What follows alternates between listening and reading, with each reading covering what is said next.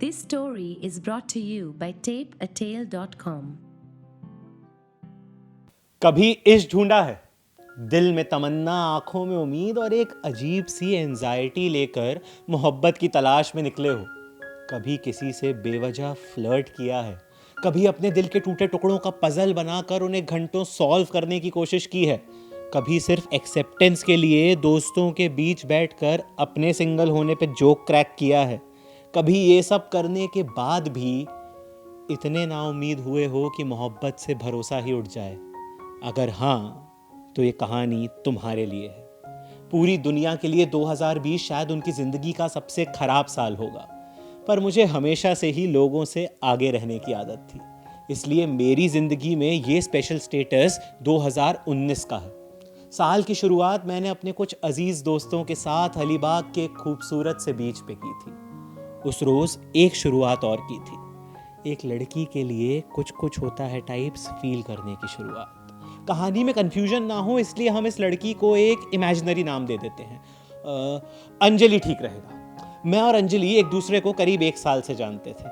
हम काम के सिलसिले में मिलते रहते थे। धीरे धीरे उसके लिए मैं एक रिलायबल फ्रेंड बनता जा रहा था और मेरे लिए वो एक पोटेंशियल गर्लफ्रेंड।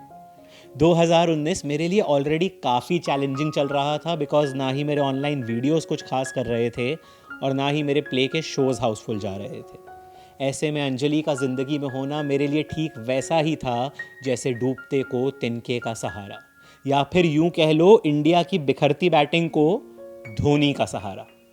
पर फिर आया जुलाई का महीना, वहाँ धोनी रन आउट हुआ और यहाँ मैं क्लीन बोल्ड।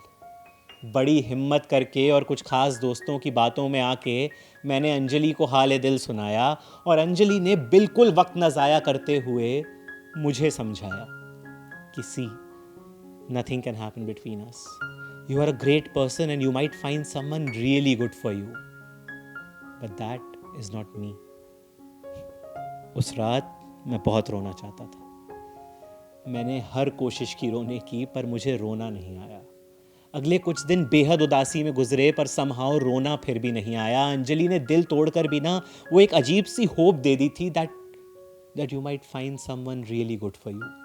और बस फिर शुरू हुई तलाश। बेवजह फ्लर्ट करना वाज वर्किंग रियली वेल, दोस्तों के बीच बैठकर खुद पे जोक करना was going better than expected, and दिल के टूटे टुकड़ों का पजल तो अब मैं रिकॉर्ड टाइम में सॉल्व कर लेता था यार। पर ये सब करके भी ना खुशी नहीं मिल रही थी। सच्ची मोहब्बत के कॉन्सेप्ट से मेरा भरोसा उठता जा रहा था कि 2020 शुरू हो। न्यू ईयर्स ईव पे मैंने खुद से एक वादा किया कि अब दिल नहीं लगाया जाएगा, वक्त नहीं ज़ाया किया जाएगा, किसी के जवाब के इंतज़ार में खुद पर सवाल नहीं खड़ा किया जाएगा। I had decided never to fall head over heels for anyone ever again. But you know what, the best falls are the ones that you don't see coming. 10 March को मेरा बर्थडे होता है। मेरी बर्थडे की रात मैं कुछ दोस्तों के साथ सेलिब्रेट कर रहा था कि अचानक एक फ़ोन आया। Hello, happy birthday, thank you so much. कहाँ हो? Partying with friends? हाँ जी, just having dinner. Nothing special. Nice nice, enjoy, कल बात करते हैं। हाँ जी, थैंक यू, बाय। ये फ़ोन अंजलि का नहीं था।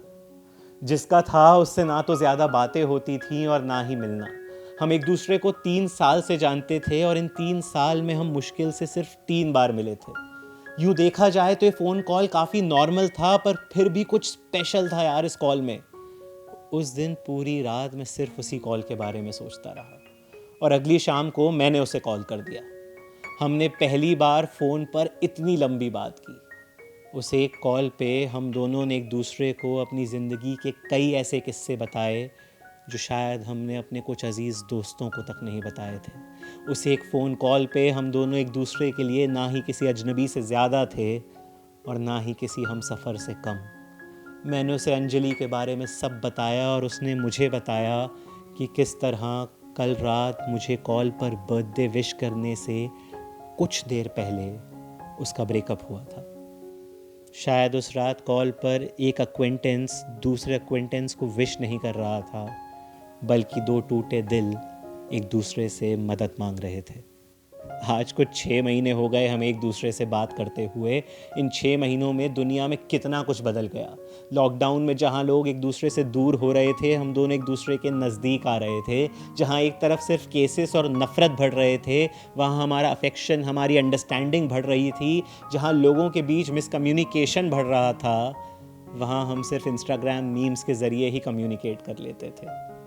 जो हमारे बीच है उसे रिलेशनशिप कहना गलत होगा, क्योंकि रिलेशनशिप वादों की मोहताज होती है और हम दोनों एक दूसरे से बिना किसी वादे के जुड़े हुए हैं। इन 6 महीनों में लॉकडाउन के चलते हम सिर्फ एक ही बार मिल पाए, एयरपोर्ट पे 15 मिनट के लिए। उस दिन वो इंडिया छोड़ कर जा रही थी।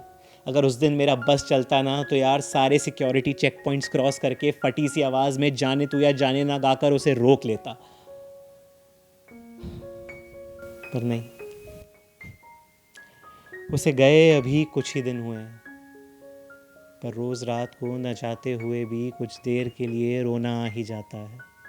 पर जब भी आंसू आते हैं ना, तो अपने साथ ये पैगाम लाते हैं that may be I found someone really good for me.